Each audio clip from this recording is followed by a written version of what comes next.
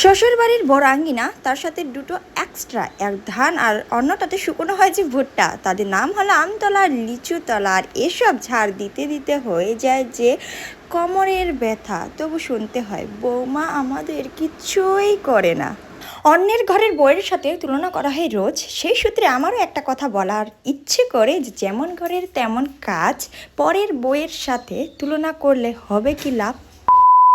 অনেক কথাই হলো, এবার দি ইন্ট্রোটা। হাই হ্যালো এভরিওয়ান, কেমন আছো তোমরা? সবাই আশা করি খুব ভালো আছো আর সুস্থ আছো। বড়দের প্রণাম আর ছোটদের অনেক অনেক ভালোবাসা নিয়ে আমি এই ব্লগটা শুরু করছি। ঘুম থেকে উঠলেই বাবুর জিদ শুরু হয়ে যায়, ঘরে থাকবে না আর যাবে বাইরে ঘুরতে। আমার মতে বাবা হলো জিদ পুণ্যের ভান্ডার। দুই পাশে দুই বাচ্চা জিদ করে বসে আছে, একজন যাবে ঘুরতে আর একজন নাকি দোকানে। তো যাই হোক, তাদের সামাল দিয়ে চলে যাব আমি চা করতে। চুটকিতে হয়ে গেল আমার চা, কারণ আমি হলাম চা লাভার। খেতেও লাগে না টাইম আর বানাতেও লাগে না সময়। আচ্ছা, সেই সূত্রে আমি বলি তোমাদের একটা কথা, ফেসবুকে কাজ করছো মানে হিংসা নয়, সবাইকে ছোট বড় না ভেবে ভালোবাসা দিয়েই যাও। অবশ্যই তোমরা ফিরে পাবে অনেক অনেক মানুষের ভালোবাসা। এমন করেই করতে হবে ফেসবুকে কাজ। আর আমি সব কিছু সামাল দিয়ে যতটুকু সময় পাই তোমাদের পাশে থাকার চেষ্টা করে যাই, আর এইভাবে আমি আমার কাজ করে যাই। আর আমাকে ঘিরে সবারই অনেক অনেক প্রশ্ন থাকে যে দিদি আমি তোমাকে কমেন্ট করি কিন্তু আমার কমেন্টে কোনো রিপ্লাই দেওয়া হয় না। তো তাদের জন্যই আমি বলি আমি খুবই দুঃখিত, কারণ হচ্ছে আমি কমেন্ট দেখার বেশিরভাগ সময় পাই না, আর যতটুকু পারি হচ্ছে কমেন্টের রিপ্লাই দেওয়ার চেষ্টা করি। তো কারো যদি কমেন্ট দেখে না থাকি তাহলে সত্যিই আমি অনেক দুঃখিত। এবার দুপুরবেলা ঘুম থেকে উঠে বাচ্চাদের কিছু খাইয়ে চলে গেলাম উপরে ছাদে ভিডিও করতে। তো ভিডিও করা কমপ্লিট করে চলে আসলাম নিচে। নিচে এসে দেখি অনেক অনেক বাচ্চা রয়েছে, তাদেরকে দিয়ে বাবুকে দিয়ে আমি চলে গেলাম ঝাড় দিতে।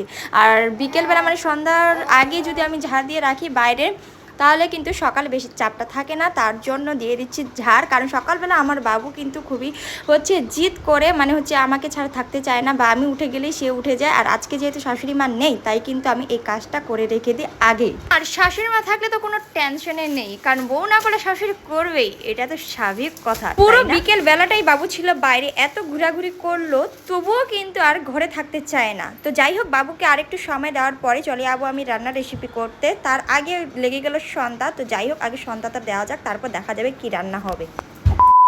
আজকে আমি ইচ্ছে করে রান্নাটা করেছি অনেক লেট, কারণ বড়মশাই কাজ থেকে ফিরতে হবে অনেক রাত, তাই রান্নাটা হচ্ছে লেটে বসালাম। কারণ হচ্ছে দেখো, আমরা হচ্ছে বউয়েরা ভালো মন্দ কিছু রান্না করলে প্রথম ভাগটা যদি স্বামীকে না দিই না, মনটা অনেক খারাপ হয়ে যায়। কথাই বলে না, মায়ের বাড়িতে মা না থাকলে আর শ্বশুর বাড়িতে স্বামী না থাকলে দুটোই ফাঁকা ফাঁকা লাগে। তো যাই হোক, কথা বলতে বলতে আমার আলুগুলো ভাজা হয়ে গেল, তার সাথে হচ্ছে চর্বিগুলো যেগুলো থাকে মাংস সেগুলো ভেজে রেখে দিলাম।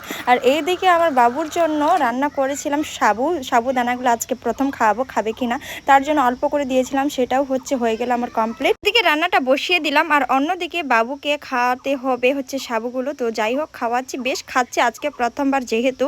অন্যদিকে আমার তরকারিটা কিন্তু বসে যাওয়ার অবস্থায় হয়েছে, আর নাড়াচাড়া না করলে সেটা কিন্তু কড়াই বসে যাবে। তো যাই হোক, বাবুর সাথে ছটপট করে চলে গেলাম সেটাকে নাড়াচাড়া করার জন্য। আর অন্যদিকে চলে আসলো আমার মেয়ে এসে তার জিত হয়ে গেল শুরু। আজ তোমাদেরকে শোনাই আমার একটু মাগো শোনার কথা, শুনো।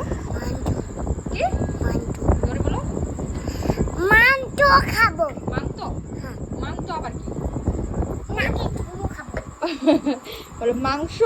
সোনার মুখ থেকে যেহেতু মাংস বের হয় না, বলে মাংতো, তার জন্য শেষে বলে দিল ঠুমু ডাইরেক্টলি, মানে হচ্ছে বোঝার জন্য। তো যাই হোক, আমার তরকারি কিন্তু রেডি, মাংস হচ্ছে কষাটা রেডি হয়ে গেছে। অন্যদিকে মেয়ে চলে গেছিল আবার দোকান, রাত্রেবেলা দোকান থেকে নিয়ে আসলো তার বড় বাবার সাথে পিচকারির মতো জুস। তো এটাই ছিল আজকে ব্লগ। কেমন লাগলো অবশ্যই কমেন্টে জানাও। Tata, bye bye.